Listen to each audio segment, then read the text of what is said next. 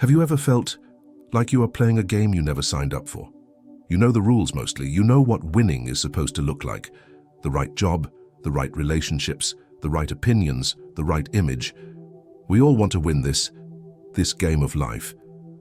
We look for the hack, the shortcut, the secret strategy that will finally get us to the finish line, to that place where we finally feel complete, successful, at peace. But what if I told you that the entire premise is a trap? What if the hack isn't about winning the game, but about realizing the game itself is the illusion?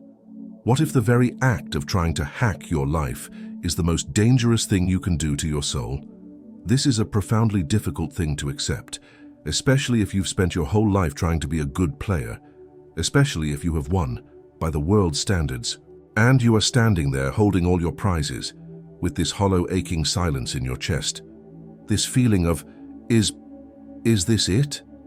Or maybe you feel like you're losing, like you can never keep up.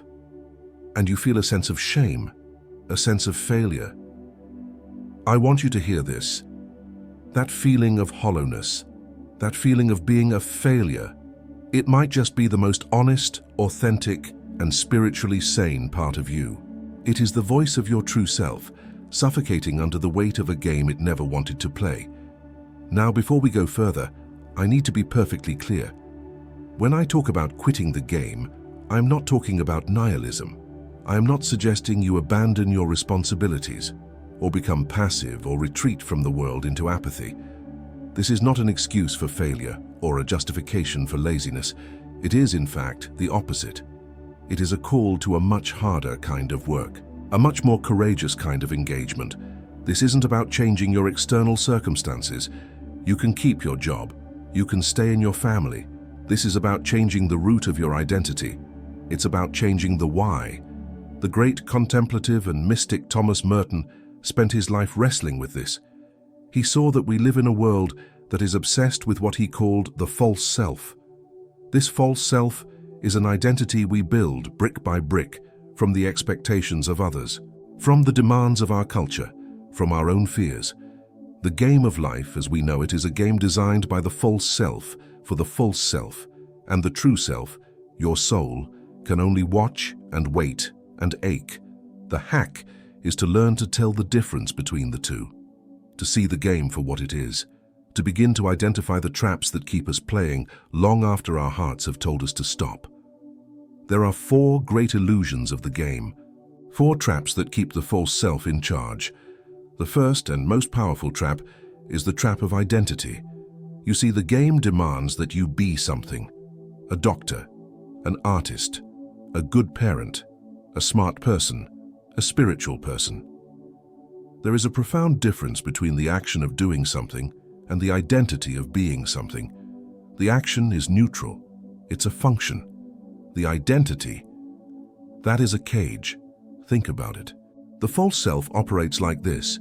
It takes a simple, beautiful human activity, and it turns it into a fortress. It builds an identity, a mask, and the world loves this. The world rewards you for having a consistent, predictable, successful mask. The problem is you start to believe the mask is your face. Merton said the false self is the self that is fabricated. It is the self that I want other people to think I am. And here is the consequence. When you fuse your sense of who you are with what you do, you begin to live in a state of constant low-grade terror. If you are the smart one, you are terrified of being wrong. If you are the successful one, you are terrified of failure. If you are the kind one, you are terrified of setting a boundary, of saying no. Why? Because if the mask cracks, if the identity is challenged, the false self feels a panic that is identical to the fear of death. It believes, if I am not this, I am nothing. And so you live your life not from a place of authenticity, but from a place of defending a position, defending a mask, polishing a statue. You become rigid, brittle. You lose your playfulness, your spontaneity. Because everything is now high stakes, everything is a test that you must pass, or your very being will be erased. This is the first trap, and it is the loneliest prison in the world. The second trap is the one that keeps us from ever realizing we are in the first trap. It is the illusion of meaningful busyness. The game tells us that a full life is a frantic life, a life of productivity, a life of constant motion. But here, we must make a crucial distinction. There is a vast difference between authentic action and compulsive agitation. Action flows from the true self. It is grounded, centered, and often quiet. It knows how to rest. Agitation. That is the panic dance of the false self. The false self, you see, is like a shark. It must keep moving or it will die. It hates silence. It despises stillness. Because in the silence, in the stillness, the quiet voice of the true self might begin to be heard. And that voice is a threat to the game. So the false self creates a world of noise. It fills every empty moment with a podcast, with scrolling, with a new project, with a new drama, with a new worry. It doesn't matter what it is as long as it isn't nothing. It uses busyness as a shield, a distraction from the profound existential questions. Who am I really? What is the point of all this motion? Am I happy? The consequence of this trap is what Merton called unreality. You live in a constant state of reaction. You are pulled from one urgent thing to the next, like a puppet on a string.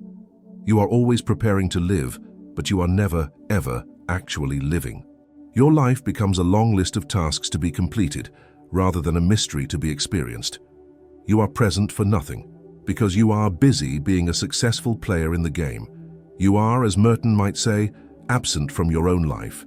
You are a ghost haunting the hallways of your own existence, and you are praised for it. They call it driven. They call it productive. But your soul calls it agony. The third trap is perhaps the most subtle. It is the illusion of separation. It is the trap of the other. The game of life as we know it is a competitive one. It requires winners, and therefore it requires losers. It is a game of comparison, of us versus them. The false self lives on this.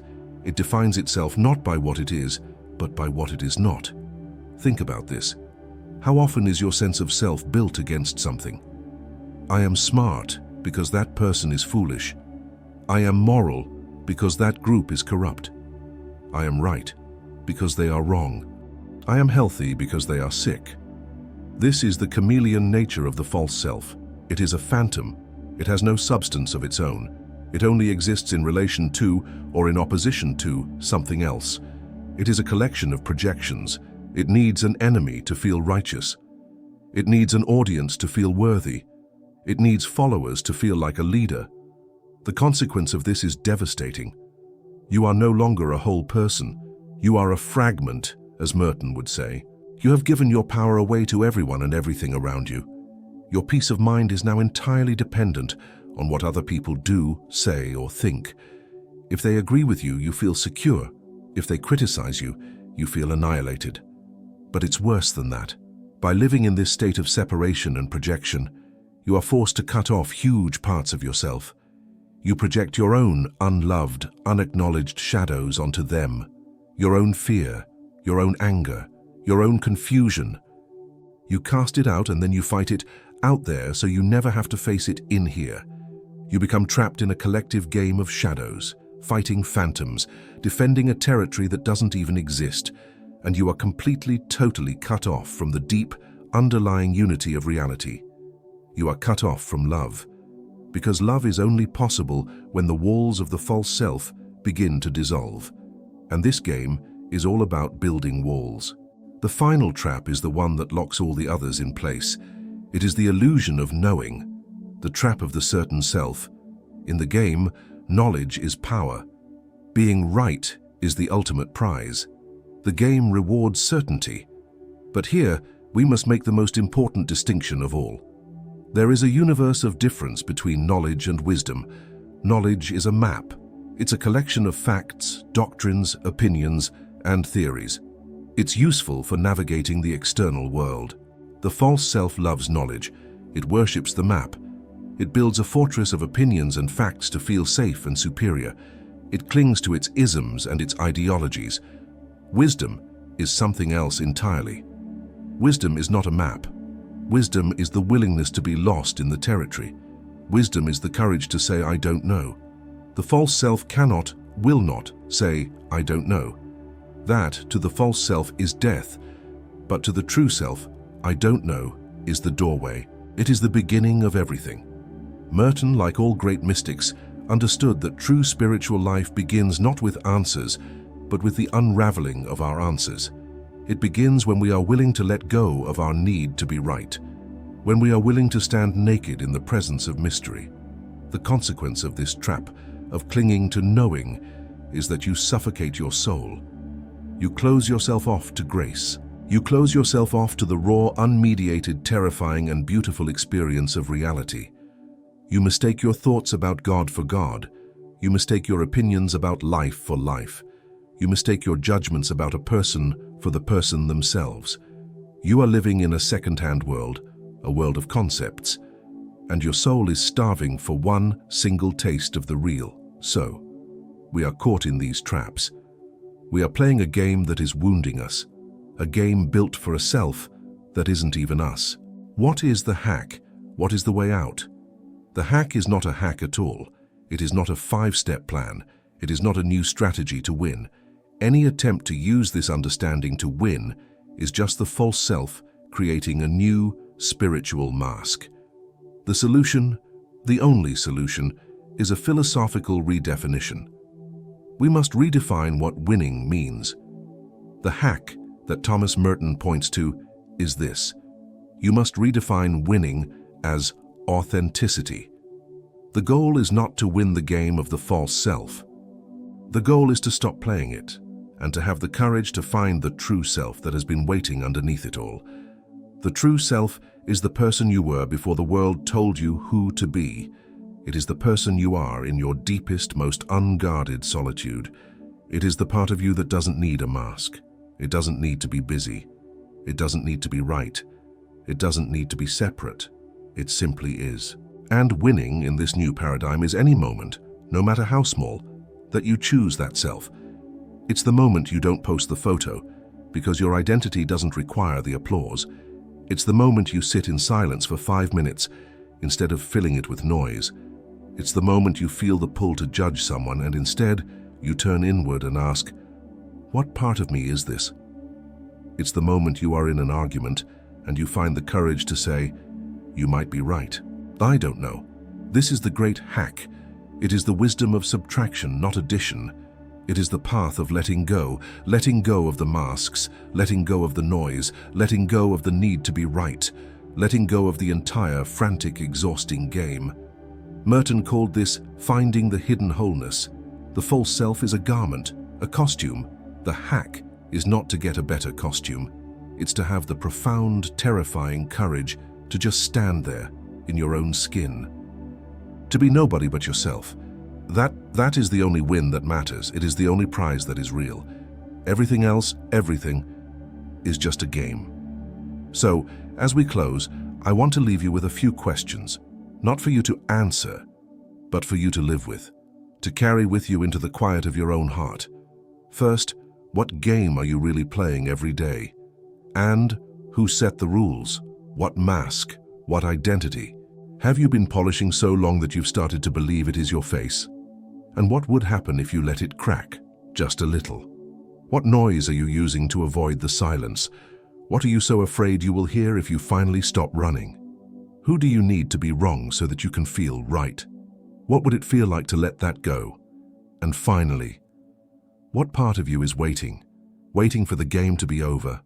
Waiting patiently, quietly, for you to finally come home?